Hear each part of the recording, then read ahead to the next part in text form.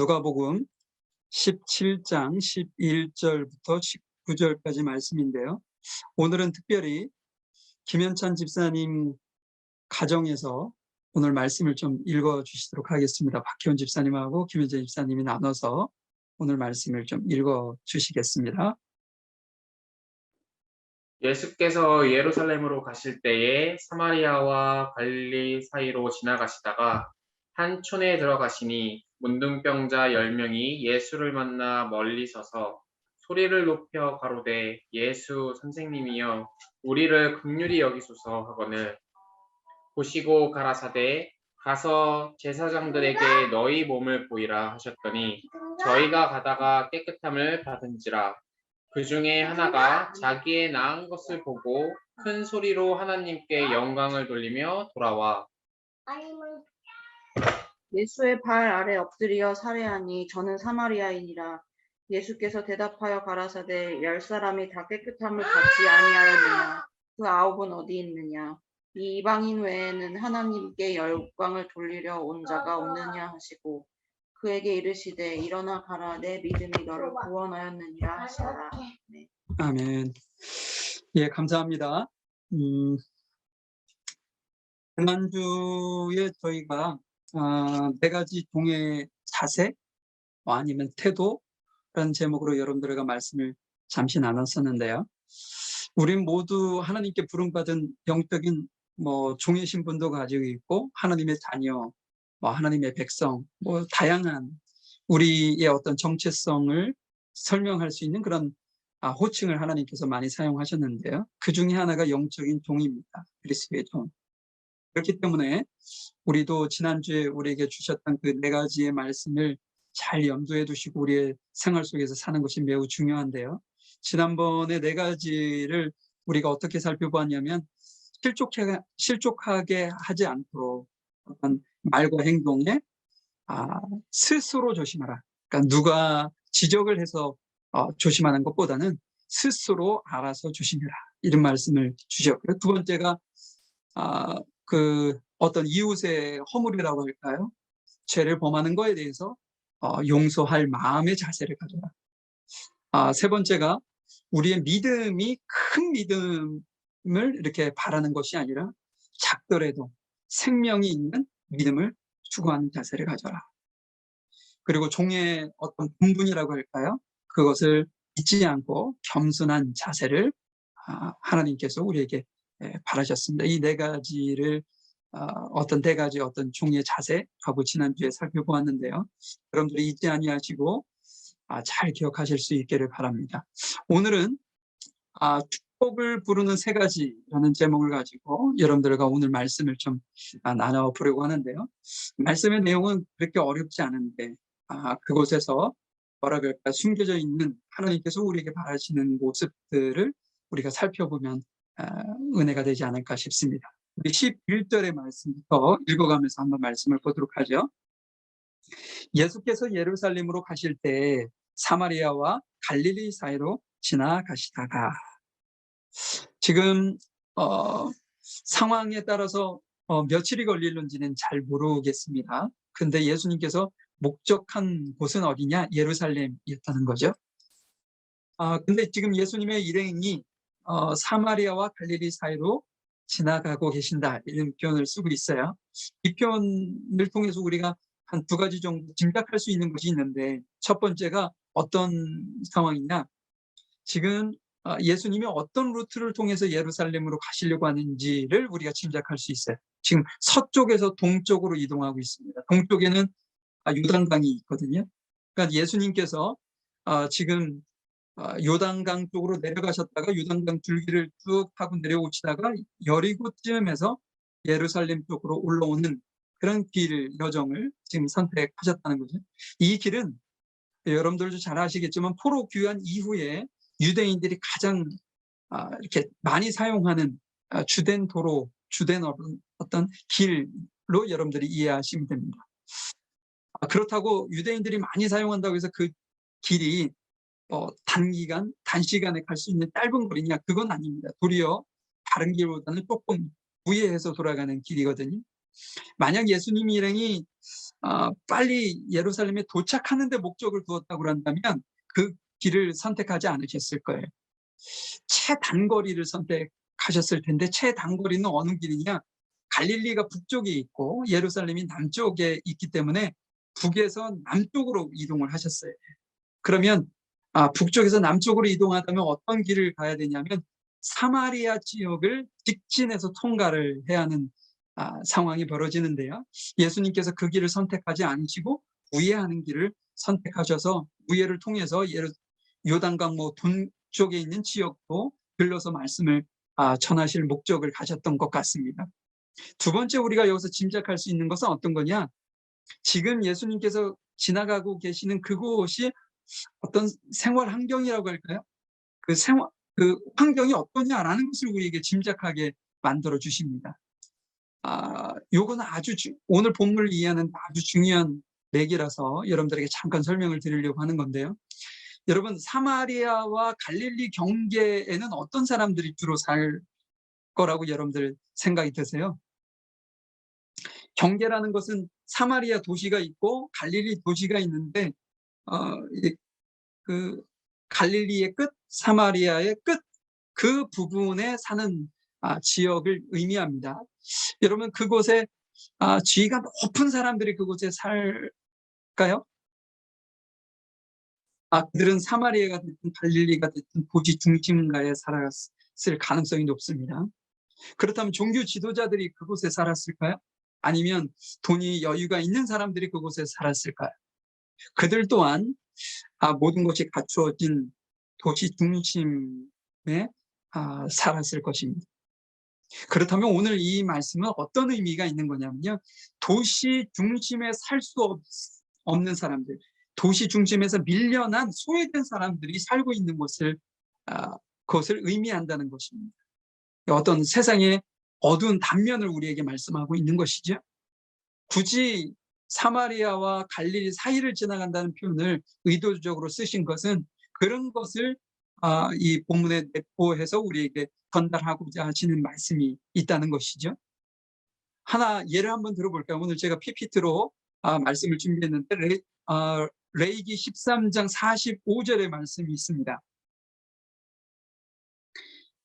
거기는 한번 제가 읽어드릴게요. 문둥 환자, 그러니까 나병 환자죠.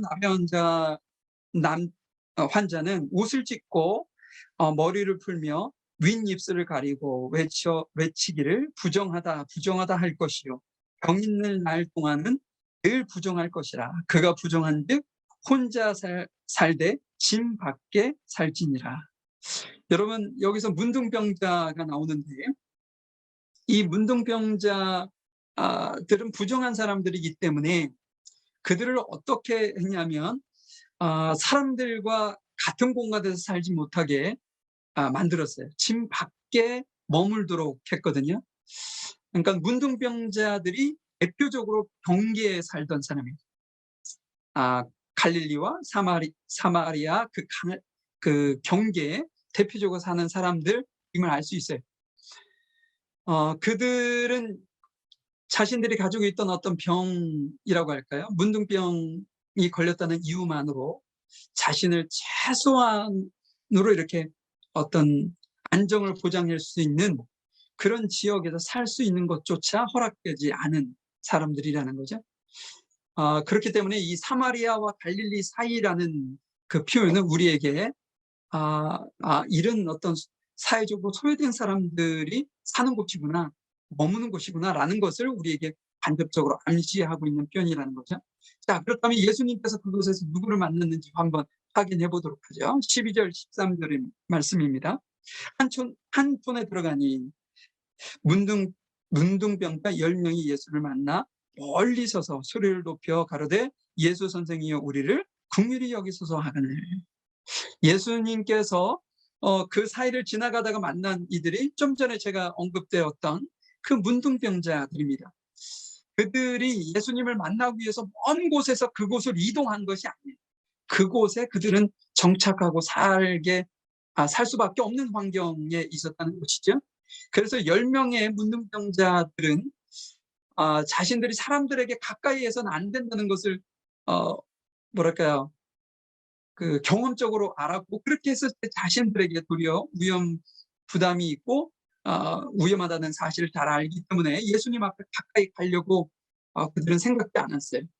그래서 큰 소리로 이야기를 해야만 들릴 수 있는 먼 곳에서 예수님께 도움을 청하는데 예수 선생이요 우리를 긍휼히 여기소서 하고 소리를 예수님께 질렀다 하는 것이죠. 여기서 긍휼히 여긴다는 것은 불쌍히 여긴다라는 뜻입니다.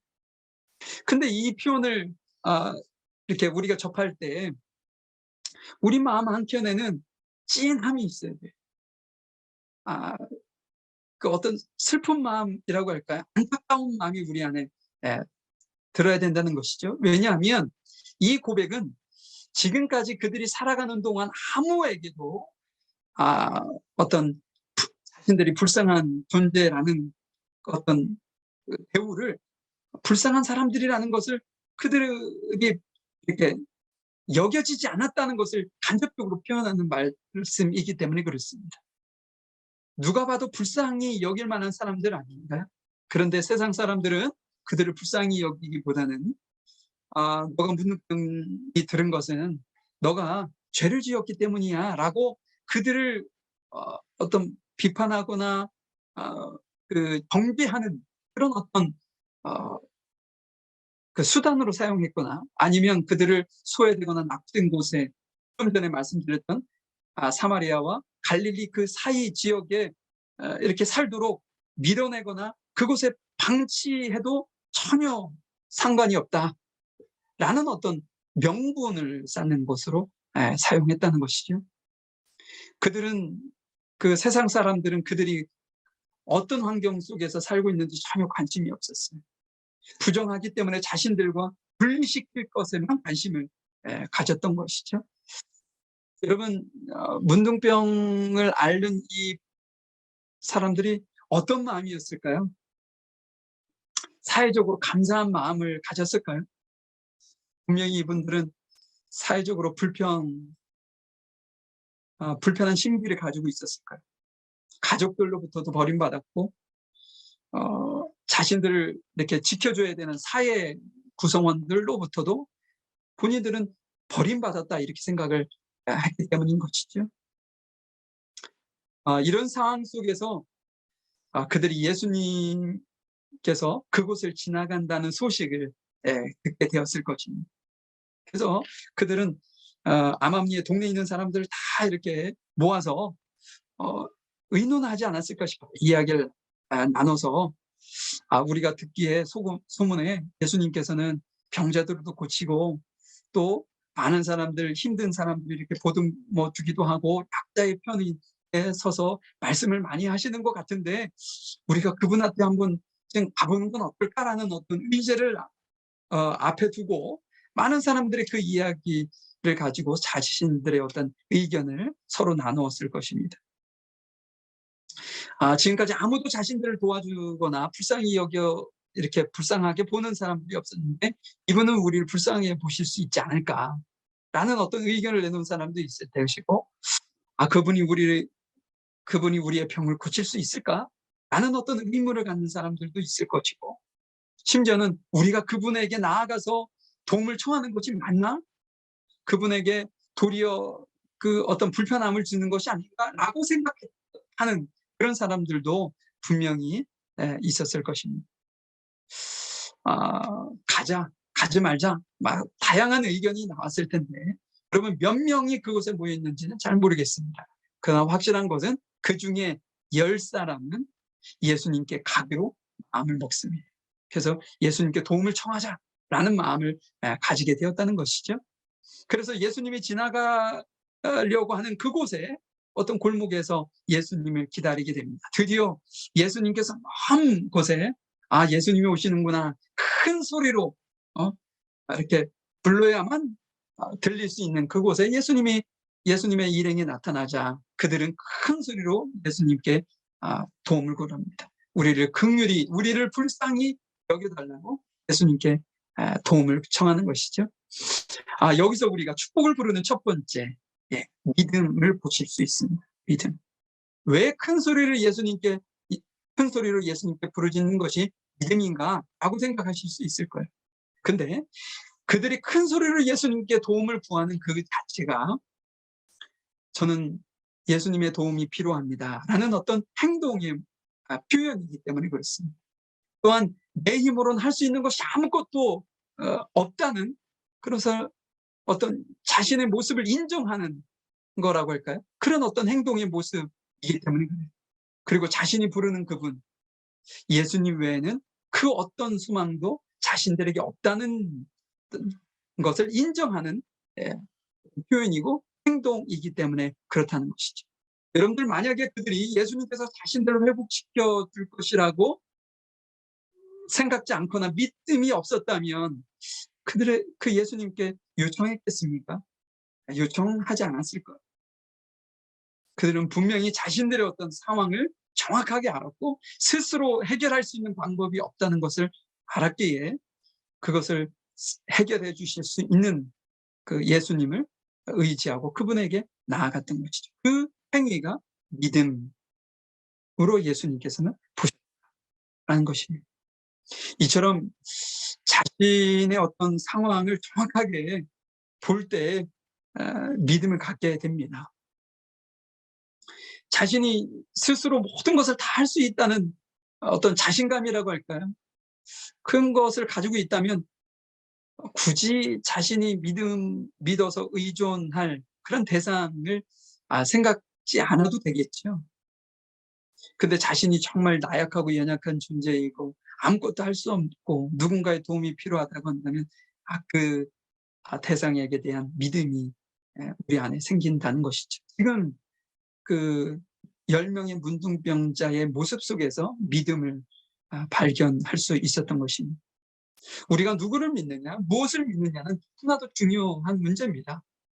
우리가 창조주 하나님을 믿고 살 것이냐, 아니면 피조물인 나 자신을 믿고 살 것이냐, 구원자를 믿고 살 것이냐, 파괴자를 믿고 살 것이냐, 진리를 믿고 살 것이냐, 거짓을 믿고 살 것이냐, 이것은 우리가 살아가는 데 너무나도 중요한 사실이라는 것이죠.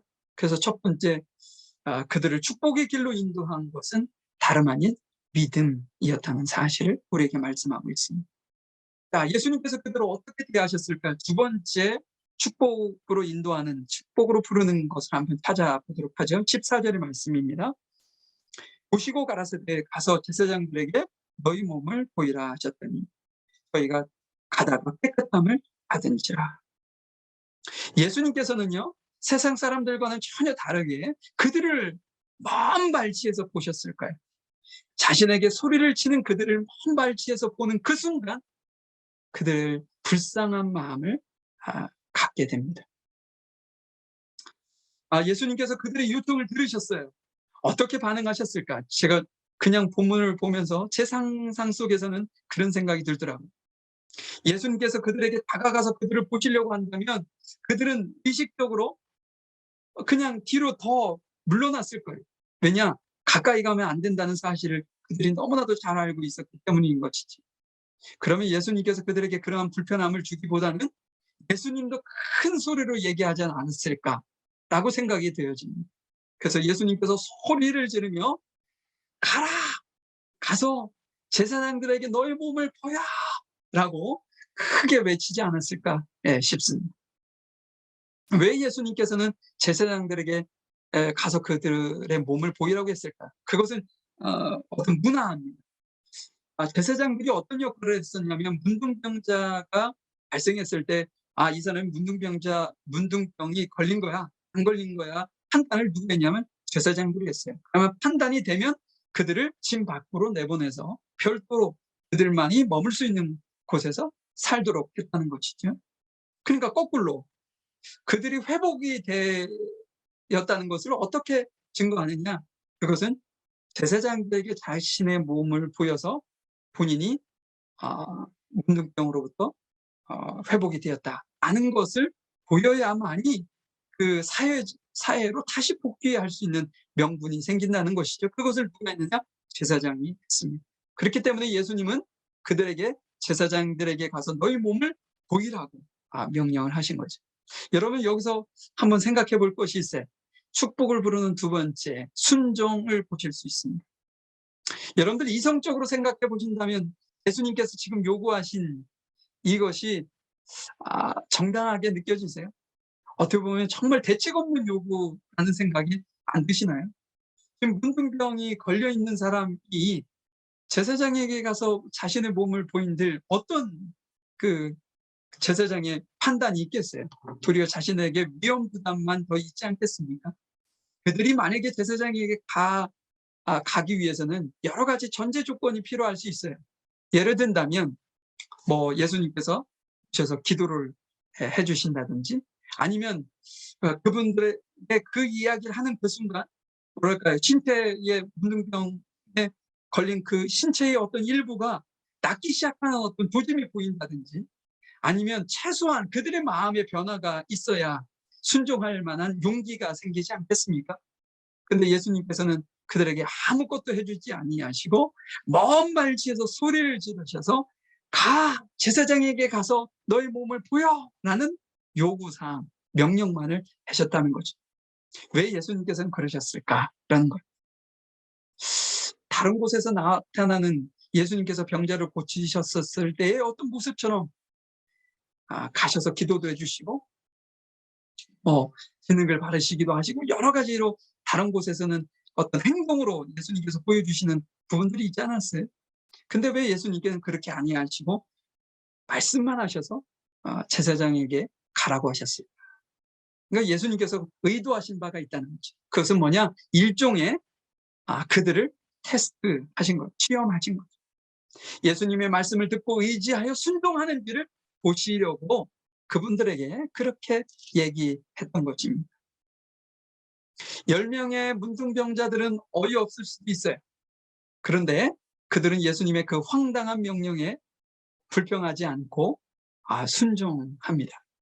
그러니까 아무런 신체적 변화가 없었지만 예수님께서 무엇인가 해준 것이 없고 본인은 받은 것이 없지만 발길을 누구에게 옮겨요?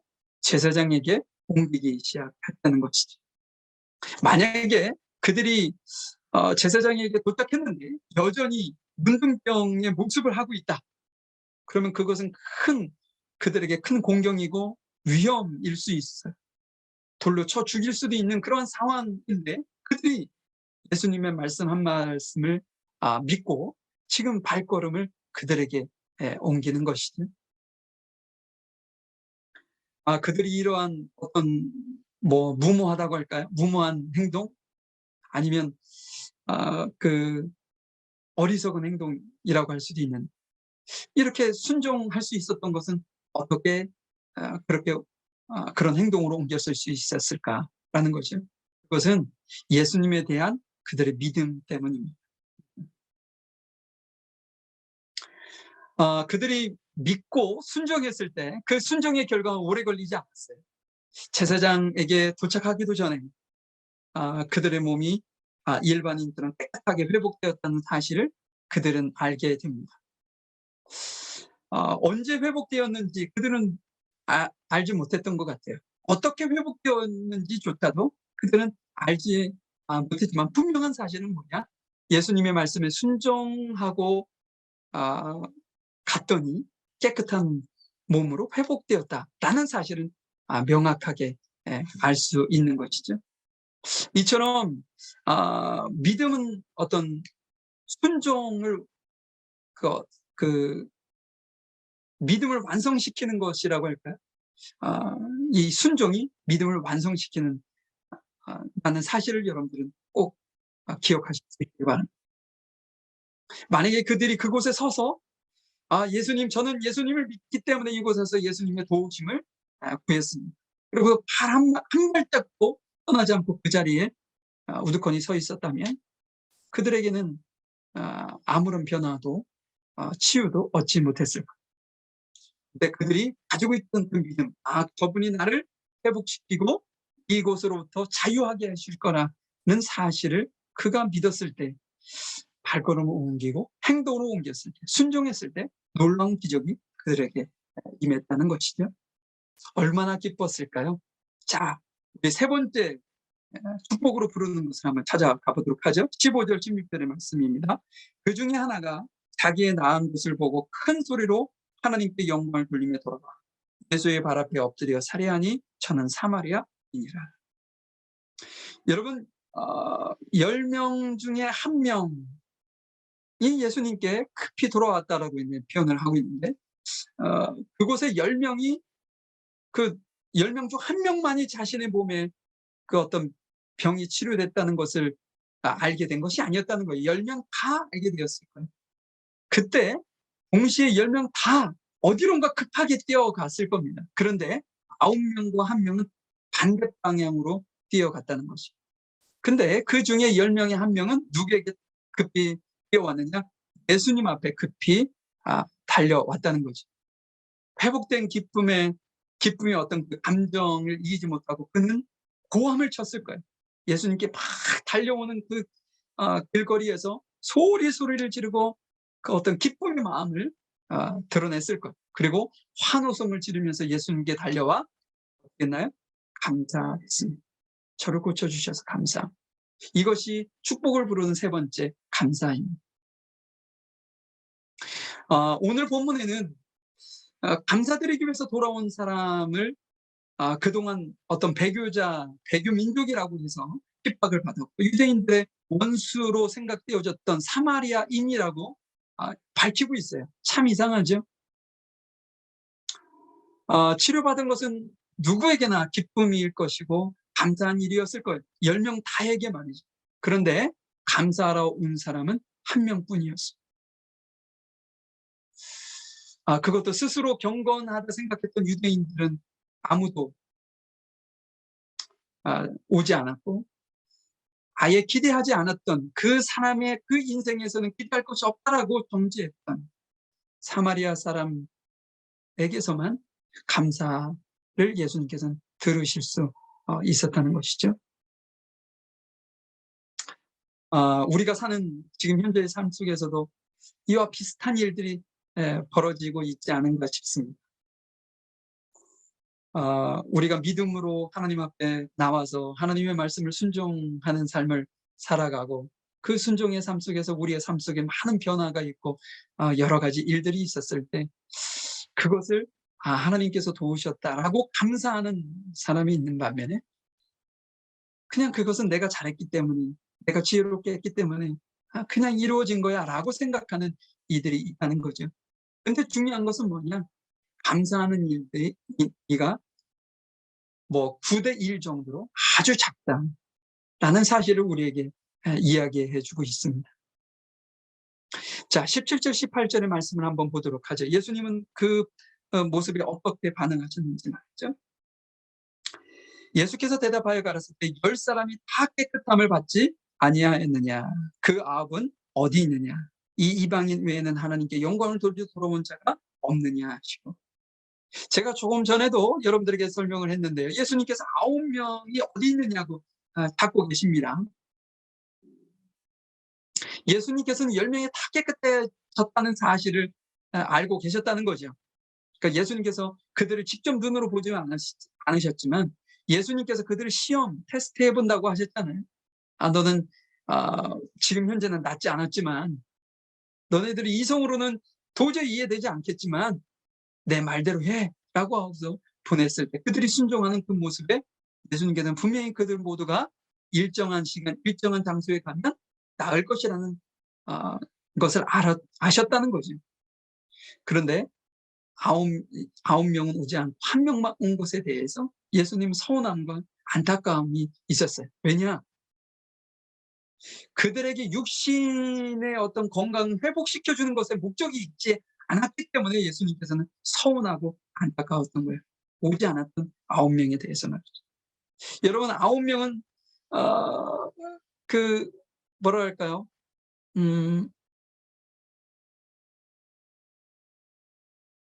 지금 어디에 가 있을까요? 10중8구 그들은 제사장에게 가 있을 것입니다. 아까 제가 설명했던 것처럼 자신들의 몸이 다 나았다는 사실을 알았을 때 그곳에서 모든 사람들이 서로 보며 너도 나았네? 너도 나았네? 하면 얼마나 기뻐했겠어요. 펄펄 뛰고 있었을 때 한 사람은 예수님을 향해 뛰었고 그 9명은 누구를 향해 뛰었냐? 제사장에게 자신의 몸을 보이기 위해서 제사장이 되었을 거예요. 그건 10중 8구 맞을 겁니다. 그리고 제사장에게 이제 너는 자유인으로 사회 구성원으로 들어올 수 있어 라는 어떤 허락을 그들이 받았을 거예요. 그게 얼마나 기뻤겠습니까? 그런데 여러분, 그들은 왜 돌아오지 않았을까요? 치유의 기쁨에 몰두되었다고 할까요? 뭐 그 기쁨에 취해서 그들은 먼저 가족에게 달려갈 수도 있습니다. 그리고 예수님에 대해서는 특별히 생각을 하지 않을 수도 있습니다. 근데 성경에서는 그들이 왜 돌아오지 않았는지 구체적으로 말씀은 하고 있지 않지만, 중요한 것은 그들이 감사하지 않았다는 사실은 확실하게 우리에게 전달해 주고 있습니다. 감사하는 것과 감사하지 못하는 것은 엄청난 차이가 있습니다. 우리 19절에 그 증거를 보여주고 있는데요. 19절의 말씀을 보죠. 그에게 이르시되 일어나 가라. 내 믿음이 너를 구원하였느니라 하시더라. 예수님께서는 예수님한테 감사하러 찾아온 그 사마리아인을 붙들지 않았어요. 너는 내 뒤따라 살아. 이곳 내 옆에서 늘 따라다니고 내 곁에 있어 라고 말씀하지 않으시고 뭐라고 그래요? 내 믿음이 너를 구원했으니 가라. 집으로 보내야 합니다. 결국은 9명과 같이 그들 그 한 명도 가정으로 돌아갈 거예요. 근데 예수님께서 그 9명을 찾으신 이유가 이 19절의 말씀이라는 거죠. 내 믿음이 너를 구원하였느니라. 육체적 회복은요, 10명 모두가 다 받았습니다. 그러나 예수님을 진정으로 만난 사람은 누구 한 사람뿐이에요? 사마리아인 한 사람뿐입니다. 그는 육체적 치유를 받았을 뿐 아니라 예수님을 만나 영혼의 치료까지 받는 축복을 누리게 되었다는 거죠. 제가 여러분들에게 축복을 부르는 세 가지. 그 축복은 어떤 축복이냐? 그 사마리아인이 받았던 죄를 용서받는 축복이고요. 또한 하나님의 나라에 들어감을 허락받는 축복이고요. 영원한 생명을 상속받는 축복입니다. 그래서 9명의 사람은 육체적인 어떤 치유는 받았을지 모르지만, 그러나 그들에게 진정한 축복이 될 수 있는 이 세 가지 영적인 축복은 죄의 용서와 하나님의 나라의 백성이 되는 것과 영원의 생명을 얻는 이 축복은 단 한 사람 외에는 받지 못했다라는 말씀을 우리에게 해주고 있는 것이죠. 사랑하는 성도 여러분, 이 말씀을 통해서 우리에게 주시려는 그 분명한 메시지, 우리를 영적인 축복의 길로 인도하고 부르는 것은 믿음이고 순종이고 감사입니다. 지금 현재 힘들고 어려운 시기를 우리가 살고 있어요. 이 시기를 이겨나갈 수 있는 것은 믿음입니다. 주님께서 도와주실 거라는 거죠.